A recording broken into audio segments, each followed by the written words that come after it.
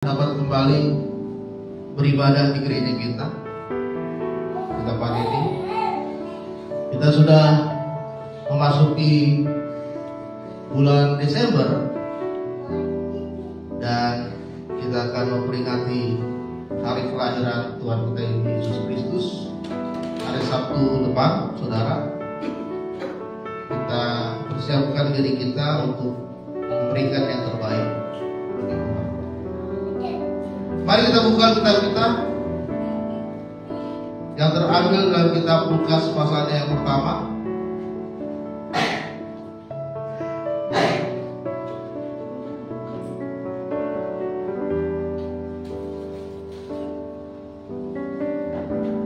Lukas pasalnya yang pertama.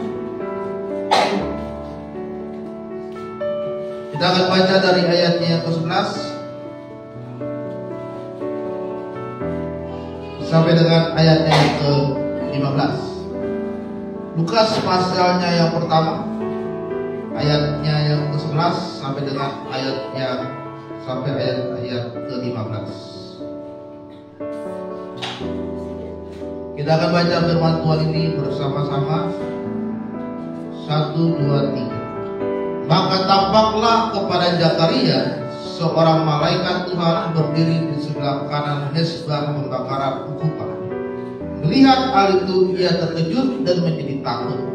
Tetapi malaikat itu berkata kepadanya, "Jangan takut, hai Zakaria, sebab doamu telah dikabulkan, dan Elisabet istrimu akan melahirkan seorang anak laki-laki bagimu, dan haruslah engkau menamai dia Yohanes. Engkau akan bersukacita dan bergembira, bahkan banyak orang akan bersukacita atas kelahirannya itu. Sebab ia akan besar di hadapan Tuhan, dan ia tidak akan minum anggur ataupun minum minuman keras, dan ia akan penuh dengan Roh Kudus mulai dari rahim ibu." Saudara, tema firman Tuhan pagi hari ini yang ingin saya bagikan bagi kita semua adalah ada mujizat bagi orang yang mengasihi. Ada mujizat khususnya di bulan Natal ini yang Tuhan akan berikan di dalam kehidupan kita bagi setiap orang yang mengasihi Tuhan. Saudara, pembacaan firman Tuhan yang baru saja kita baca dalam kitab Lukas pasal yang pertama itu merupakan bagaimana kisah seorang pelayan Tuhan yang bernama Zakaria dan istrinya bernama Elisabet. Zakaria adalah seorang imam di bait Allah yang tugasnya adalah memimpin ibadah yang ada di dalam bait Allah itu. Tetapi saudara, pada zaman dulu seseorang yang akan melayani di bait Allah itu tidak terjadwal, tidak bergilir, tapi harus diundi. Ya, harus diundi. Jadi jika nama dia muncul, maka dia layak memimpin. Tetapi kalau namanya tidak muncul, dia tidak memimpin. Bisa dalam 1 bulan dia tidak memimpin, tergantung undiannya. Bahkan bisa sampai 1 tahun dia tidak memimpin bait Allah, ibadah di bait Allah, karena tergantung undiannya. Ya. Dan saudara yang terkasih dalam nama Tuhan, saudara yang terkasih dalam nama Tuhan, kitab Lukas mencatat bahwa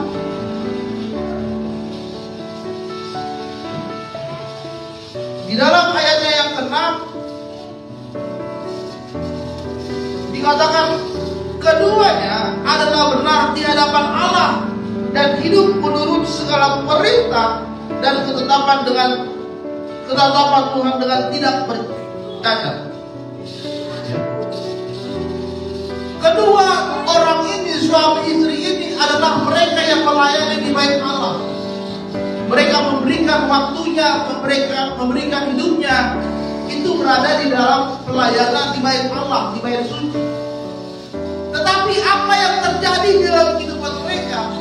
Firman Tuhan katakan mereka hidupnya benar, mereka hidupnya mengikuti perintah Tuhan, mereka hidupnya tidak bercacat. Tetapi dikatakan bahwa mereka tidak mempunyai anak. Kenapa? Karena istrinya Elizabeth itu mantul. Mantul itu berarti tidak ada cara satu apapun yang bisa dilakukan untuk mereka mempunyai anak. Jadi sudah tidak ada harapan bagi pasangan suami istri ini untuk mempunyai anak. Dan usia mereka pun sudah usia tua. Ya. Mereka itu benar, tetapi keluarga ini tidak dikaruniai keturunan. Bahkan Elizabeth pun dikatakan sebagai seorang perempuan atau seorang istri yang tidak punya anak atau mantu. Saudara, pada masa itu perempuan yang tidak punya anak merupakan sesuatu hal yang sangat menyakitkan. Ya, bahkan orang menganggap kalau dia mandul tidak punya anak itu adalah sebuah aib di tengah-tengah keluarga mereka. Tetapi dengan kondisi yang dialami oleh Elizabeth itu tidak mengurangi mereka untuk tidak berhenti melayani Tuhan. Itu tidak mengurangi mereka untuk tidak hidup kudus di hadapan Tuhan, tidak bercela di hadapan Tuhan. Sehingga bagaimana Tuhan melihat kehidupan keluarga ini adalah orang-orang yang mengasihi Tuhan, dan Tuhan nyatakan mujizat di tengah-tengah kehidupan keluarga mereka. Pada saat Zakaria mengambil undi dan ternyata itu adalah nama dia untuk memimpin ibadat di dalam bait suci. Dia melakukan, dia masuk ke dalam ruang takhta maha suci, dan ketika dia sedang menyalakan korban bakaran, muncullah malaikat Tuhan. Malaikat Gabriel menampakkan diri kepada Zakaria dan berkata, Zakaria, engkau akan mempunyai anak. Zakaria, engkau akan mempunyai keturunan. Dan keturunan yang dihasilkan oleh Zakaria bukanlah keturunan yang biasa-biasa saja. Firman Tuhan mencatat dia akan menjadi orang yang besar di hadapan Tuhan. Dia adalah orang yang kudus karena tidak minum anggur, tidak minuman keras, dan anaknya ini akan dipenuhi oleh Roh Kudus. Bahkan pada saat di rahim ibunya pun anak ini sudah dipenuhi oleh Roh Kudus, dan dia diberi nama Yohanes. Ada mujizat yang besar yang Tuhan nyatakan di dalam keluarga Zakaria dan Elizabeth. Mereka sudah berusia lanjut, istrinya sudah divonis mantul, tidak akan bisa punya keturunan. Tetapi mujizat Tuhan itu tidak terhalang oleh situasi dan keadaan yang ada, tidak terbatas oleh pemikiran manusia. Dan pada saat itu malaikat Tuhan berkata, hai Zakaria, engkau akan punya anak. Maka setiap pemikiran orang, setiap masukan orang, itu semuanya terbantahkan oleh mujizat dari Tuhan. Bahkan mujizat yang dinyatakan Tuhan di dalam kehidupan mereka itu bukanlah satu hal yang biasa-biasa saja. Anak mereka Tuhan pakai untuk menjadi pelayan Tuhan dan dipenuhi oleh Roh Kudus. Pagi hari ini saudara, kita mau belajar bagaimana kita melihat mujizat Tuhan terjadi di dalam kehidupan kita. Di bulan Natal ini kita merayakan kelahiran Yesus Kristus. Maka adalah waktunya juga kita melihat adanya mujizat Tuhan di dalam kehidupan kita. Ada 3 hal yang akan kita pelajari pada saat pagi hari ini agar kita melihat mujizat Tuhan. Yang pertama adalah kita harus hidup sebagai orang benar. Ya. Firman Tuhan tadi katakan bahwa Zakaria dan Elizabeth itu adalah orang yang benar di hadapan Tuhan. Dia melakukan perintah Tuhan dan mereka hidupnya tidak bercacat. Di dalam Yakobus 5 ayat 16 berkata, karena itu hendaklah kamu saling mengaku dosamu dan saling mendoakan supaya kamu sembuh. Doa orang yang benar bila dengan yakin didoakan sangat besar kuasanya. Ya. Zakaria dan Elizabeth adalah orang yang benar di hadapan Tuhan. Mereka selalu berdoa kepada Tuhan agar Tuhan menyatakan mujizat, agar Tuhan memberikan keturunan di dalam keluarga mereka. Meskipun istrinya divonis mandul, meskipun mereka sudah berumur tua, tetapi mereka terus berdoa. Dan firman Tuhan dikatakan, doa orang yang benar sangat besar kuasanya. Bukan doa yang benar, tetapi doa orang yang benar. Kalau doa yang benar itu, saudara, bahasanya harus bahasa yang bagus. Oh Tuhan, Engkau adalah pencipta.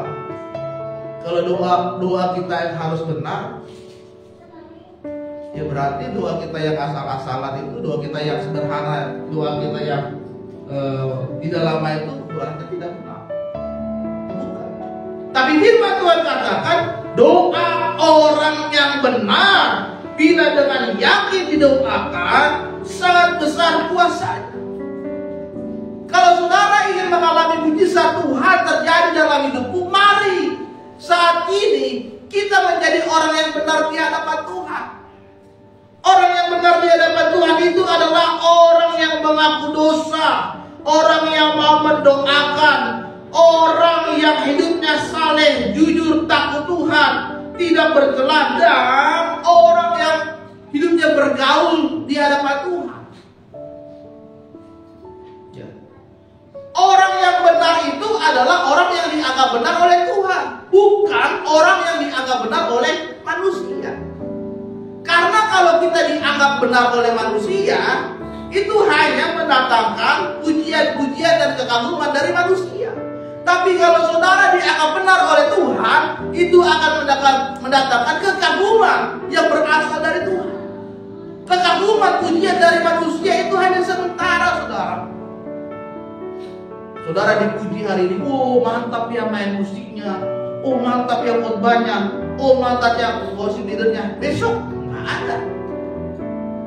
Itu hanya sementara. Apalagi kalau saudara punya masalah, oh nggak ada pujian, yang ada hujatan, ya, yang ada adalah makian, yang ada adalah fitnah-fitnah, yang ada dalam hidup saudara.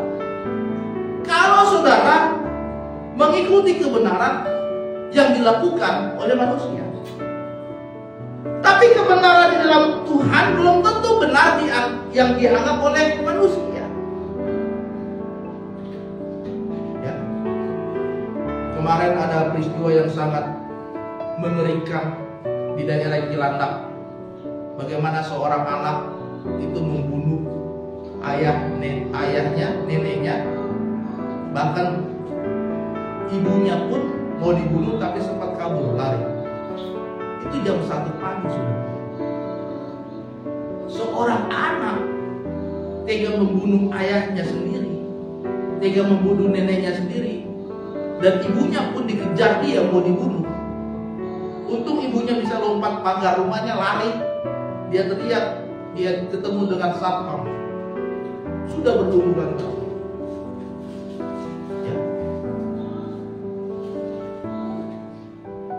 Banyak orang bilang, oh itu salah orang tuanya. Banyak orang bilang, oh itu salah anaknya. Tapi itu perbuatan yang tidak benar. Kalau kita lihat zaman sekarang ini banyak peristiwa yang aneh-aneh, saudara.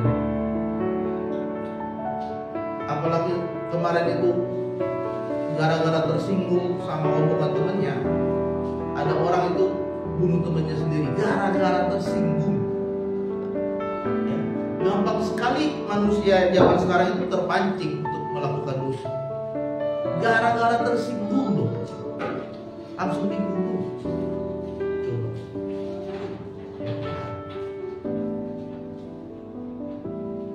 Kalau orang itu tidak hidup di dalam Tuhan, maka dia tidak bisa mengontrol dirinya. Dia gampang sekali dirayu dan digoda oleh iblis untuk melakukan dosa. Tetapi kalau saudara adalah orang yang benar, mau apapun yang dibilang orang tentang saudara, saudara tetap hidup di dalam kebenaran dan perintah dari firman. Oleh sebab itu saudara, ada banyak hal yang akan kita pelajari sebagai orang benar. Orang benar itu adalah orang yang akan bertunas dan orang yang akan bertumbuh subur di dalam imannya. Saudara harus mengalami pertumbuhan iman, karena pertumbuhan itu adalah tandanya ada kehidupan kerohanian dalam hidup saudara. Kalau imanmu tidak bertumbuh, berarti kerohanianmu saat ini sedang mati. Ya. Dari remaja, dari dewasa, selalu dibujuk-bujuk supaya gereja, antar jemput datang ke gereja, terus. Tidak ada mengalami pertumbuhan, berarti kau sedang mati saat ini. Dari dulu sampai sekarang pelayanannya setengah hati nggak sungguh-sungguh melayani, nggak sungguh-sungguh datang gereja. Itu namanya kerohanianmu sedang mati. Kalau orang yang benar harus mengalami pertumbuhan. Kalau saudara mengalami pertumbuhan, saudara akan mengalami namanya kedewasaan. Bukan lagi seperti kerohanian seorang anak-anak, gampang tersinggung, gampang marah, ya kan? Gampang kecewa, gampang sakit hati, gampang khawatir, gampang takut gagal, gampang sekali menyimpan dendam, gampang sekali ada kepahitan. Tapi kalau orang yang sudah mengalami pertumbuhan kerohanian, apapun yang terjadi di dalam hidupnya, dia serahkan kepada Tuhan. Dia tidak lagi khawatir, dia tidak lagi takut. Dia tahu bahwa Tuhan akan memberikan dan melakukan yang terbaik dalam kehidupannya. Apapun kata orang dia gak mendengarkan. Mau orang berkata apa, yang penting dia melakukan itu untuk Tuhan. Itu kalau orang benar yang imannya sudah mengalami pertumbuhan dalam Tuhan. Orang yang benar itu akan mengalami sendiri kebenaran dari perkataan Tuhan dalam hidupnya. Jadi bukan dia melihat orang lain mengalami mujizat, tapi dia sendiri yang akan mengalami mujizat Tuhan dalam hidupnya. Ya. Sehingga dia akan melihat bagaimana kuasa Tuhan itu, pemeliharaan Tuhan itu juga nyata di dalam kehidupannya secara sempurna. Dan orang yang benar itu adalah orang yang tetap bertahan dalam kebenaran sampai dia besar, sampai dia tua. Dia akan melihat bagaimana kepemimpinan dan penyertaan Tuhan terjadi di dalam kehidupan. Tidak ada ketakutan, tidak ada kekhawatiran, tidak ada kecemasan. Dia percaya akan pemeliharaan. Jadi nggak lagi, aduh gimana ya, nanti saya lulus sekolah mau kemana ya, bingung nih, aduh. Percayalah, Tuhan pasti pelihara itu. Gimana ya, saya kuliah lulus gimana ya, oh saya mau skripsi besok, oh saya mau PKL besok gimana ya, aduh bingung. Berdoa. Jangan mengandalkan manusia, andalkan Tuhan. Pasrah. Ya, berdoa. Minta Tuhan tolong saudara. Yang pertama, agar kita mengalami mujizat Tuhan sebagai orang yang mengasihi Dia, jadilah orang yang benar. Yang kedua adalah mujizat Tuhan itu, pertolongan Tuhan itu akan datang pada waktu yang tepat.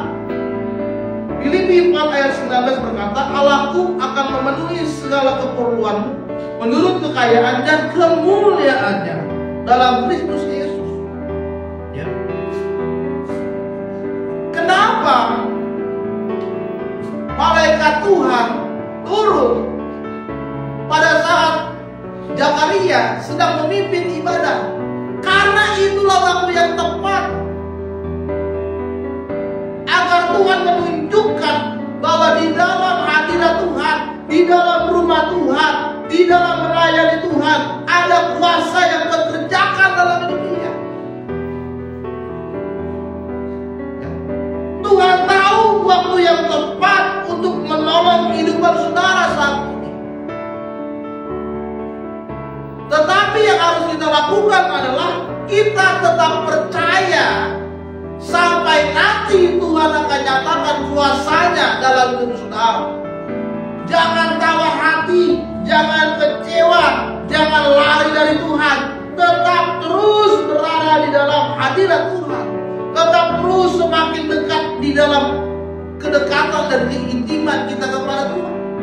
Sehingga kita akan lihat pertolongan Tuhan itu datang sesuai waktunya Tuhan. Ketika ada pesta perkawinan di Kana, ya, kemudian pada saat itu mereka kekurangan anggur. Maria berkata kepada Yesus yang saat itu juga hadir, mereka kekurangan anggur. Tapi apa yang dikatakan Yesus? Yesus berkata, waktuku belum tiba. Artinya belum saatnya, belum waktunya, belum saatnya juga Yesus menyatakan mujizat di sana. Kadang-kadang saudara kita ingin supaya pertolongan itu langsung cepat, langsung ada, langsung nyata gitu. Tapi kalau Tuhan bilang belum, ya belum. Kalau Tuhan bilang belum saatnya, ya belum saatnya. Kapan saatnya? Ya tunggu. Waktu Tuhan nanti akan nyata. Tunggu. Pertolongan Tuhan akan Tuhan berikan. Tetapi kepastiannya adalah Dia berjanji akan menolong hidup saudara dan tidak akan pernah mengingkarinya. Ya. Pertolongan Tuhan itu saudara tidak melihat dan tidak dibatasi oleh keadaan. Pak, saya orang susah, keluarga miskin, orang tua saya, aduh kerjanya serabutan. Gimana ya Pak? Ya. Tuhan tidak melihat bagaimana kondisi keadaan saat ini. Kalau Tuhan menolong, ya menolong saya. Kalau Tuhan bangkitkan kehidupan saudara, ya Tuhan bangkitkan. Kalau Tuhan nyatakan mujizatnya, Dia nyatakan mujizatnya. Karena pertolongan Tuhan itu tidak dibatasi keadaan saudara.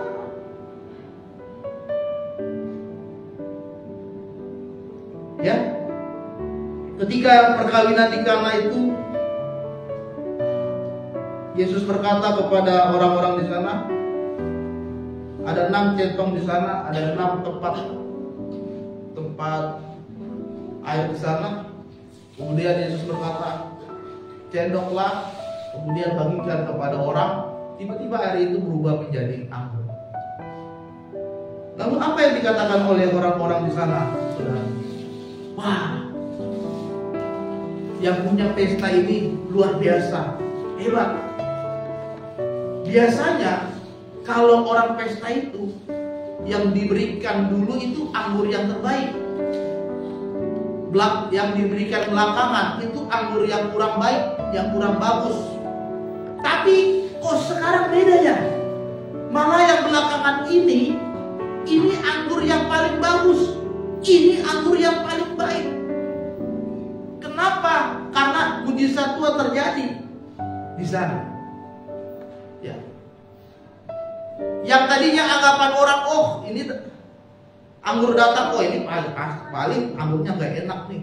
Oh paling ini anggurnya pahit, gak manis. Ternyata ketika diminum adalah anggur yang terbaik. Mungkin banyak anggapan orang yang pesimis tentang kehidupan saudara saat ini. Dia bisa apa sih? Apa sih yang dia bisa lakukan?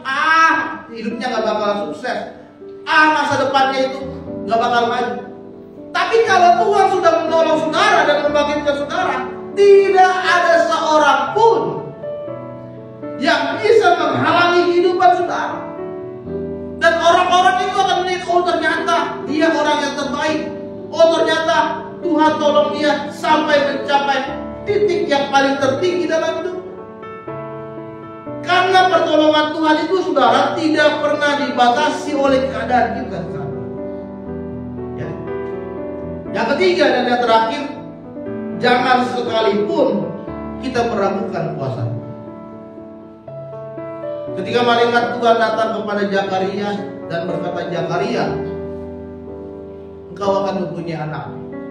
Apa yang dikatakan oleh Zakaria? Zakaria berkata, Tuhan, bagaimana aku bisa punya anak? Aku sudah tua dan istriku mati. Kemudian apa yang terjadi? Kemudian malaikat Tuhan membisukan mulut Zakaria dan Zakaria tidak bisa berbicara. Sampai nanti istrinya mengandung anaknya, sampai melahirkan anak. Ya. Yang ketiga, saudara, jangan pernah sekalipun kita meragukan kuasa Tuhan dalam hidup saudara. Ketika seseorang meragukan keberadaan Tuhan, baik karena sesuatu yang buruk terjadi pada dirinya, atau karena dia dikecewakan oleh orang lain atau gereja, itulah yang membuat kadang-kadang manusia meragukan Tuhan. Kita dikecewakan oleh orang lain, kita dikecewakan oleh teman-teman, kita dikecewakan oleh gereja, kita dikecewakan oleh keluarga. Kadang-kadang yang membuat kita meragukan Tuhan. Betul gak sih Tuhan? Kita punya masalah yang berat sampai saat ini dan sepertinya terus-terusan masalah itu ada. Kadang-kadang kita meragukan Tuhan. Betul gak sih Tuhan menolong hidup saya? Ya. Sesuatu seperti itu bisa terjadi dalam kehidupan kita ketika kita sedang berada dalam kondisi yang lemah. Muncul anggapan kita ragu sama Tuhan. Muncul anggapan Tuhan tidak menolong hidup saya. Padahal Tuhan itu sangat mengasihi saudara. Oleh karena itu saudara jangan pernah meragukan kuasa Tuhan terjadi dalam hidup saudara. Banyak juga orang yang meragukan Tuhan karena banyak dosa yang dilakukan dalam hidupnya. Tuhan, aku ini banyak dosa. Betul gak sih Tuhan bisa mengampuni saya? Tuhan, aku ini yang tidak benar di hadapan Tuhan. Betul gak sih Tuhan, saya bisa masuk ke dalam kerajaan surga? Tapi saudara terkasih dalam nama Tuhan, ketika saudara tersadar akan dosa saudara dan saudara hidup di dalam pertobatan, maka disitulah waktunya Tuhan akan menyatakan pertolongan saudara. Banyak juga orang ragu kepada Tuhan karena kepintaran dan intelektualnya. Kalau saudara sadari, orang-orang yang tidak percaya Tuhan atau orang-orang ateis itu orang-orang pintar semua. Saking pinternya mereka memahami tentang Tuhan, lama-lama mereka tidak percaya kepada Tuhan. Masa Tuhan itu bisa lahir? Masa Tuhan itu bisa jadi manusia? Mereka gunakan pikiran mereka. Tuhan itu gak kelihatan kok. Ya. Ngapain kita sembah yang tidak kelihatan? Sembah aja yang kelihatan. Akhirnya mereka menyembah gunung, menyembah alam semesta. Akhirnya dia percaya kepada semesta, bukan percaya kepada Tuhan. Karena apa? Karena kepintaran yang mereka lakukan, sehingga itu membatasi mereka untuk memahami tentang Tuhan. Padahal saudara, kita punya pemikiran itu terbatas. Tidak ada orang di dunia ini yang bisa memahami semuanya tentang isi dunia ini, kan? Ya. Dokter hanya memahami tentang kedokteran. Hukum, pengacara hanya memahami tentang hukum. Pengacara itu gak bisa paham tentang kedokteran karena terbatas pemikirannya. Ya. Sedangkan kita punya Tuhan yang tidak terbatas. Oleh sebab itu, jangan pernah sekalipun kita meragukan Tuhan. Bulan Natal, bulan Desember, waktunya kita melihat mujizat Tuhan terjadi dalam hidup kita. Amin. Marilah semakin menjadi orang yang benar di hadapan Tuhan. Marilah semakin lagi mengasihi Tuhan. Karena hari ini kita melihat ada sukacita dinyatakan dalam kehidupan kita. Amin. Firman Tuhan, mari kita berdoa.